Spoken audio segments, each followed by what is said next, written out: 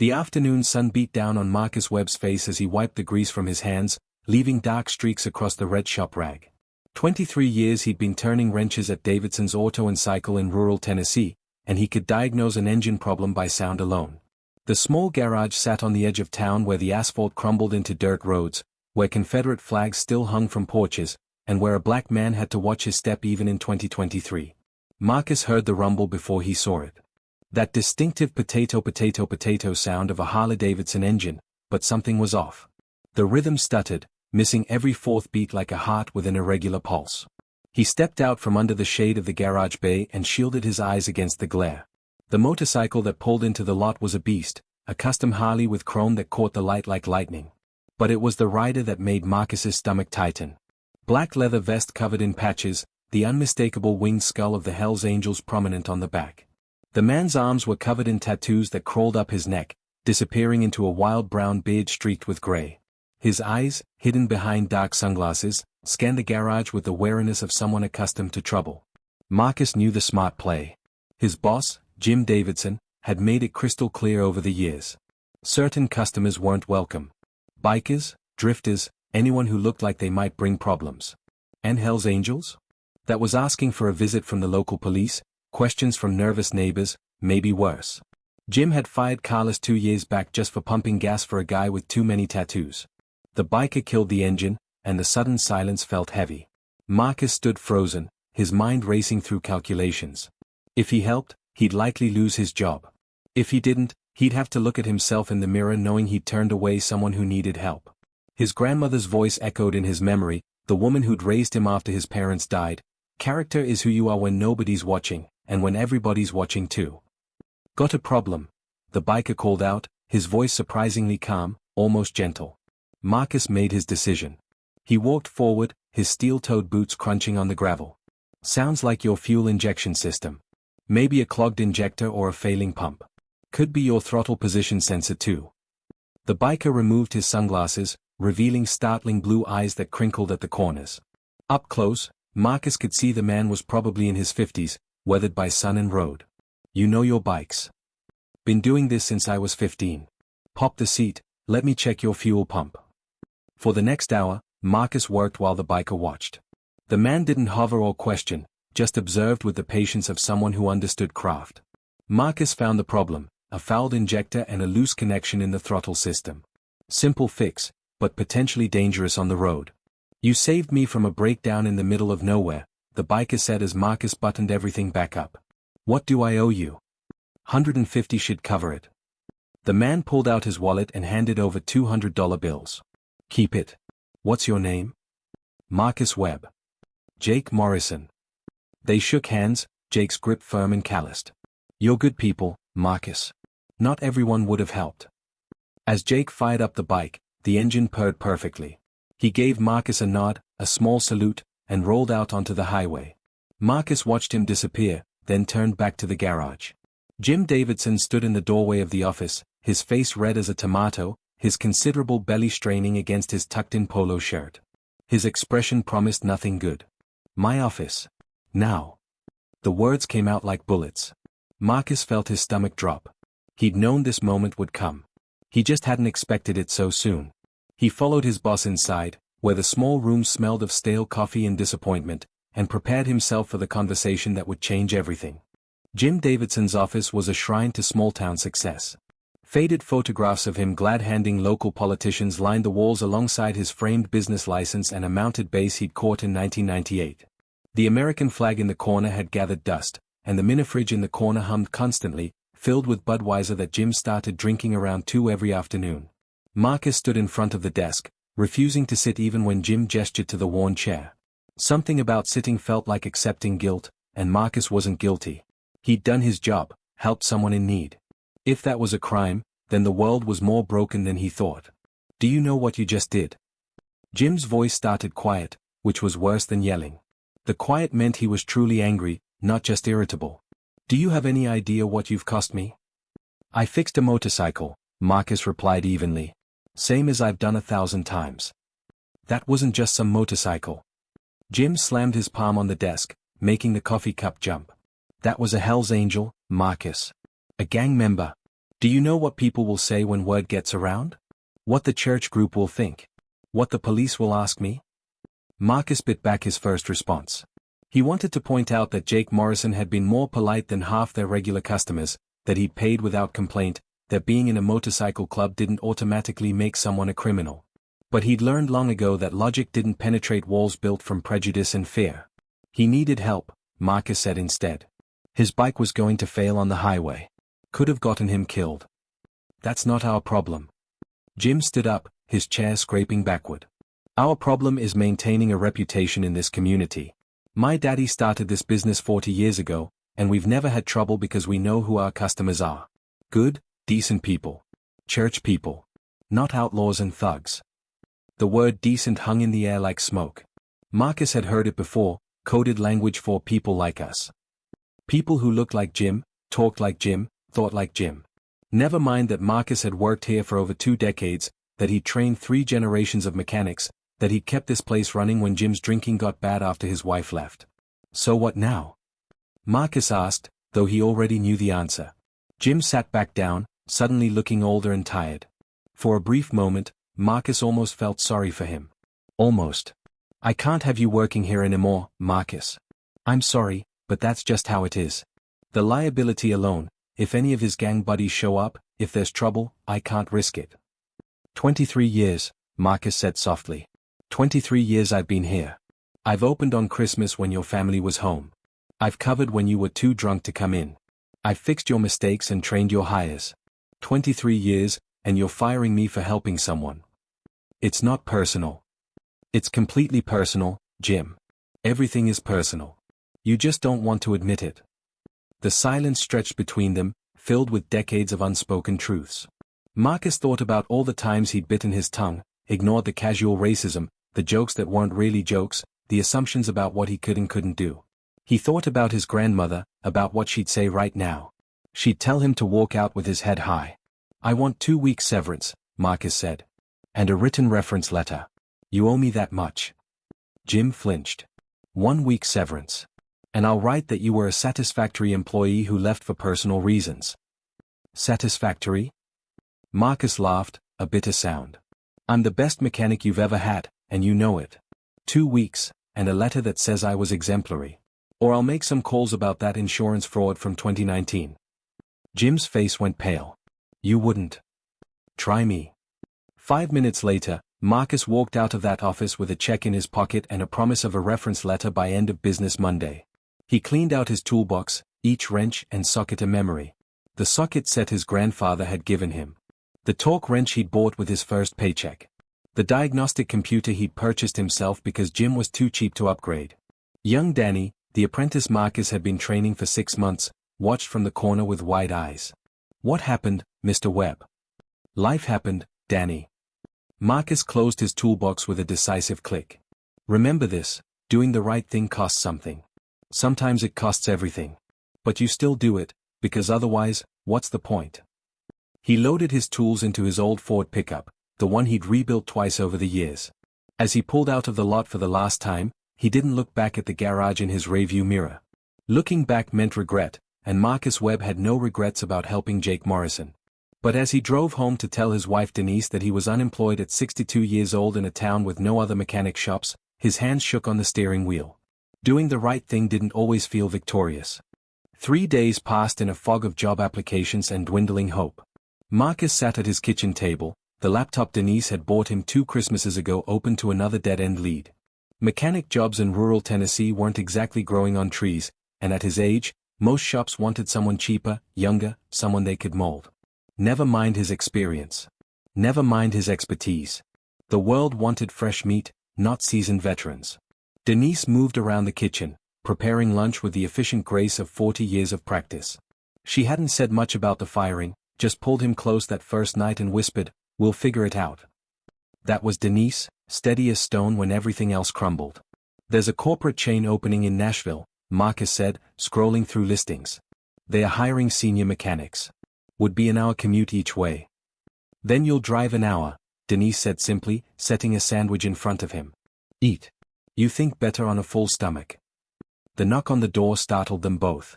They weren't expecting anyone. Marcus rose, peering through the window before opening up. His jaw dropped. Jake Morrison stood on his porch, but he looked different. Instead of the leather vest and road-worn jeans, he wore dark slacks and a crisp white button-down. His beard was trimmed neat, and his hair was pulled back in a clean ponytail. The only thing the same was those striking blue eyes and the tattoos crawling up his arms.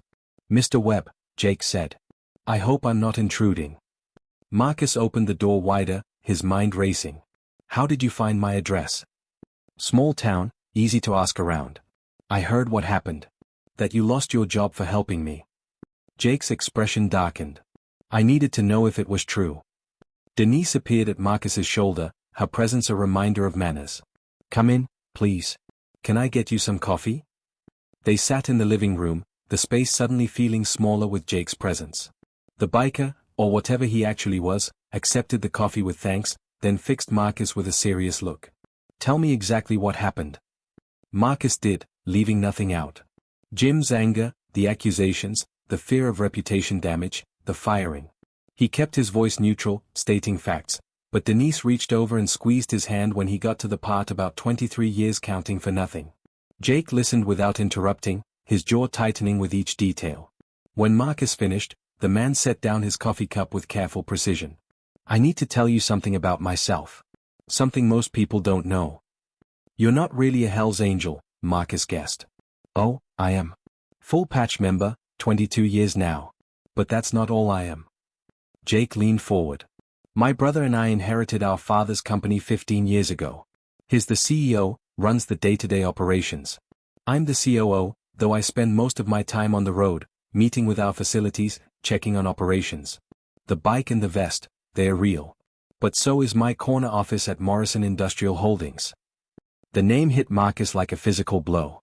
Morrison Industrial Holdings. One of the largest manufacturing conglomerates in the South, with facilities across 6 states. They made everything from automotive parts to industrial equipment. Marcus had seen their trucks on the highway, their logo on components he'd installed over the years. "You're that Morrison," Denise breathed. "That's right." "And what happened to you, Marcus? That's not sitting well with me." Jake's voice hardened. "You helped me when you knew it would cost you. You showed character that's pretty damn rare. Meanwhile, Jim Davidson showed me exactly the kind of man he is, someone who judges people by their appearance and throws away loyalty like it's garbage." "I appreciate you coming," Marcus said carefully, "but I don't need charity." "Good, because I'm not offering charity. I'm offering a job." Jake pulled out a business card. "Morrison Industrial has a facility 20 minutes from here.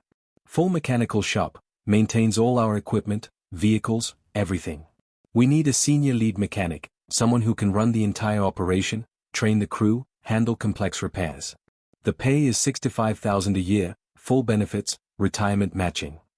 Marcus stared at the card, the numbers almost incomprehensible. He'd been making $38,000 at Davidson's, with benefits so thin they barely counted. "There's got to be a catch," Marcus said. "No catch." "Well, one condition. I want you to start Monday. And I want you to run that shop the way you think it should be run, with integrity, skill, and the understanding that everyone deserves respect regardless of what they look like or where they come from."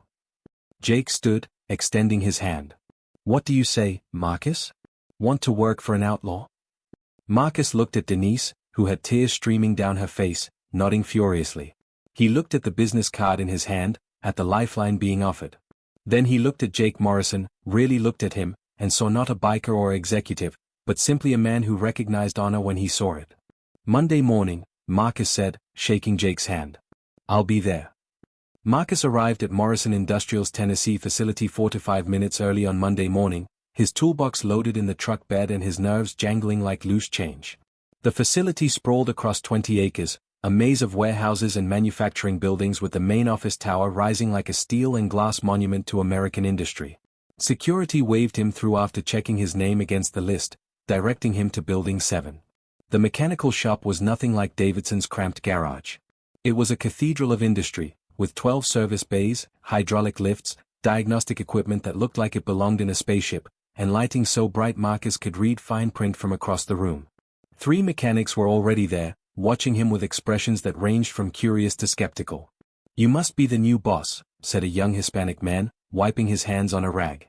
He couldn't have been more than 25, with a friendly smile that didn't quite hide his uncertainty. I'm Luis Ramirez. Been here 3 years. Tommy Chen, said an Asian man in his 30s, nodding from where he was organizing tools. 5 years. Specialized in hydraulic systems. The third mechanic, a white man probably in his 40s with thinning hair and a prominent gut, didn't offer his name. He just crossed his arms and stared at Marcus with open hostility.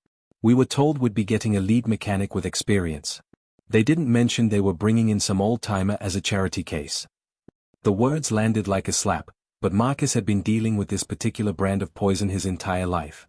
He set down his toolbox with a solid thunk that echoed through the bay. My name is Marcus Webb, he said, his voice carrying authority earned through decades of expertise. I've been turning wrenches since before you were born. I can diagnose engine problems by sound, rebuild a transmission blindfolded, and I've forgotten more about mechanics than most people ever learn. But more importantly, I'm here to run this shop with professionalism and respect. Anyone who can't handle that can talk to HR. Bold words, the hostile mechanic sneered.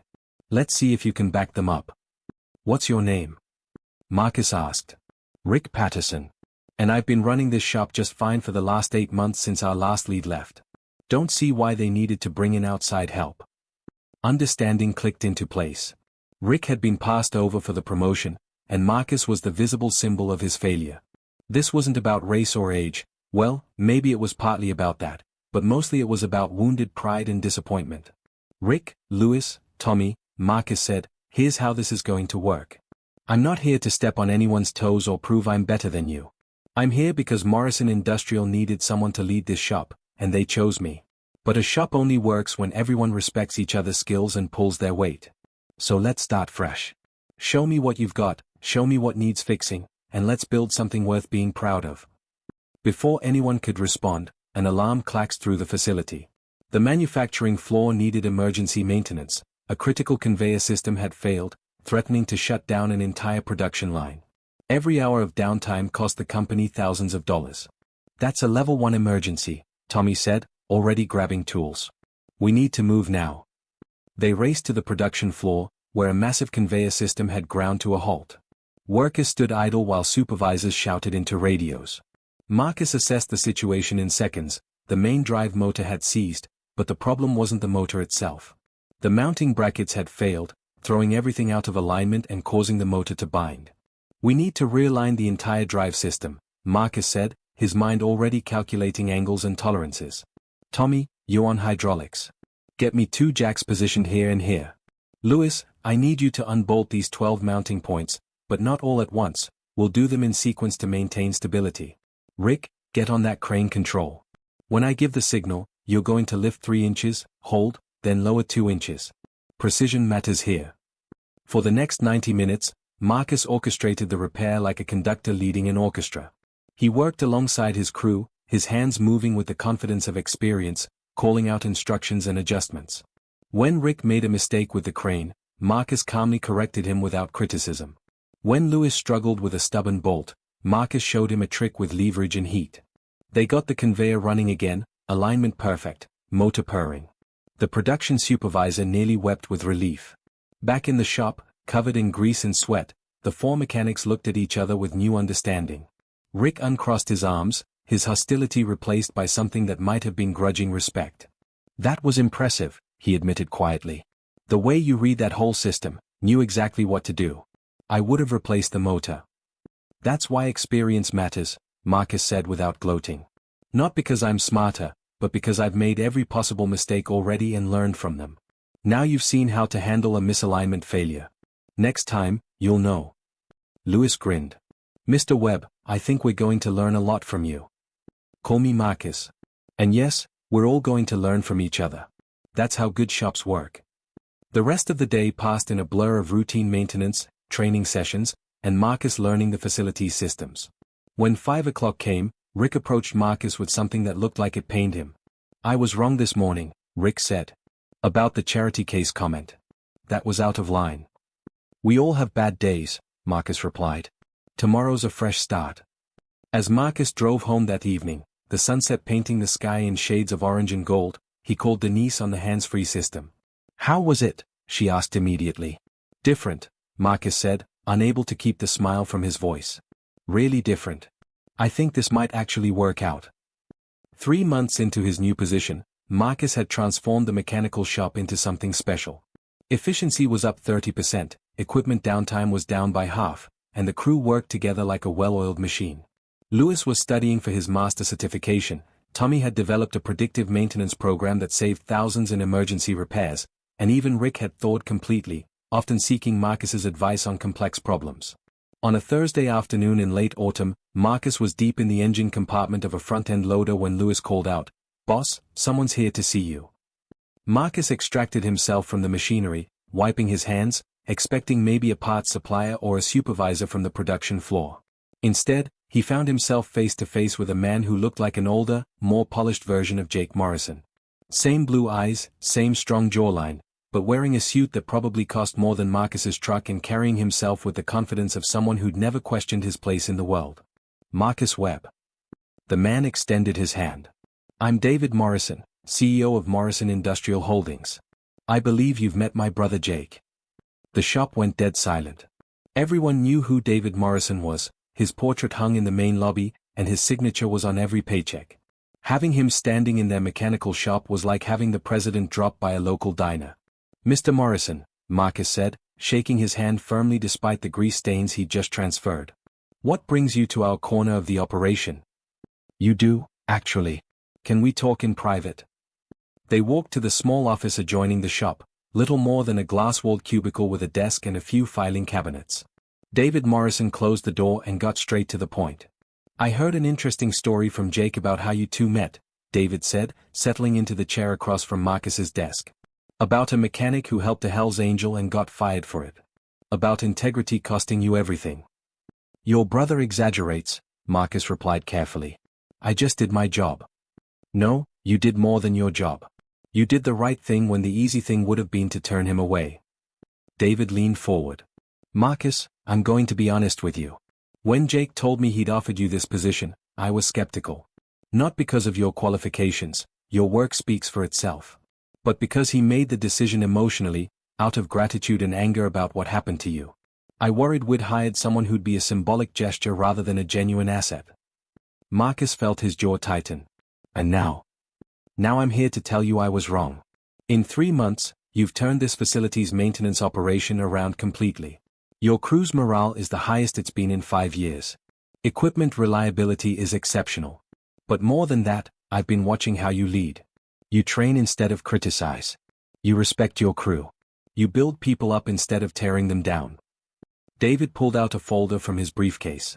"Morrison Industrial has 43 facilities across the South. Each one has a maintenance operation, and frankly, most of them are struggling. We need someone to develop a company-wide maintenance program, standardize our procedures, train facility leads, and elevate our entire approach to equipment management. I want to offer you that position. Director of Maintenance Operations. Salary of $95,000, company vehicle, full executive benefits package. You travel maybe 40% of the time, visiting facilities, implementing programs, but your home base would stay here." Marcus stared at the folder, his mind reeling. Director. Executive. Nearly triple what he'd been making at Davidson's. It was the kind of opportunity that didn't come along twice in a lifetime, especially not for 62-year-old black mechanics from small southern towns. "Why me?" Marcus asked quietly. "You could hire someone with an engineering degree, someone younger with fancy credentials." "Because credentials don't teach character, Marcus. They don't teach integrity.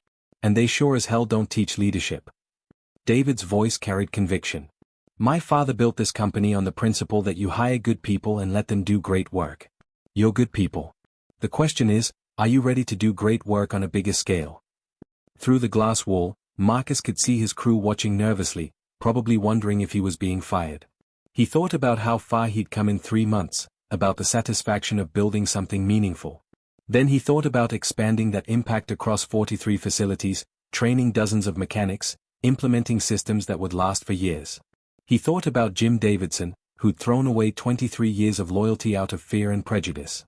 And he thought about Jake Morrison, who'd seen past appearances to recognize value. "I'll need to keep Tommy as my technical advisor," Marcus said. "And I want Louis to take over as lead mechanic here. He's ready." David smiled, extending his hand again. Done and done. Welcome to the executive team, Director Webb. That evening, Marcus sat on his back porch with Denise, watching the stars emerge in the darkening sky. She'd cried when he told her the news, then laughed, then cried some more.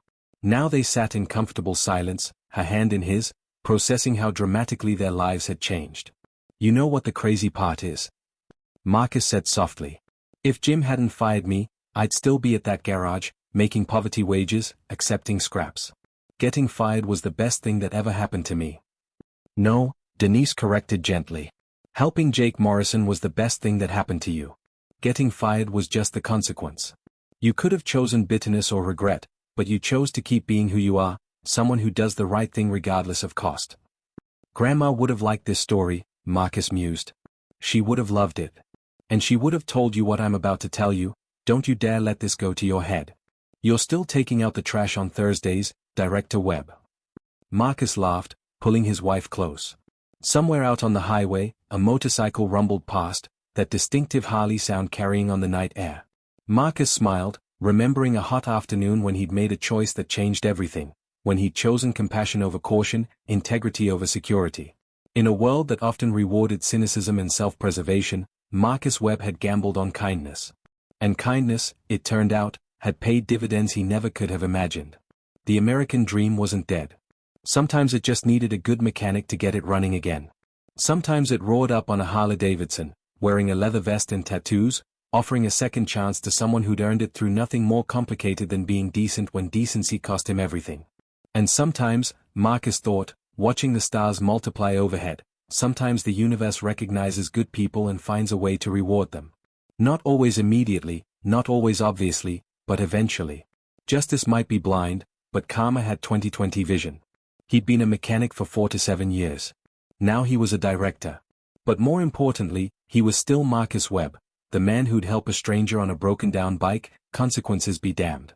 And that man, he figured, was someone he could be proud of being for the rest of his days.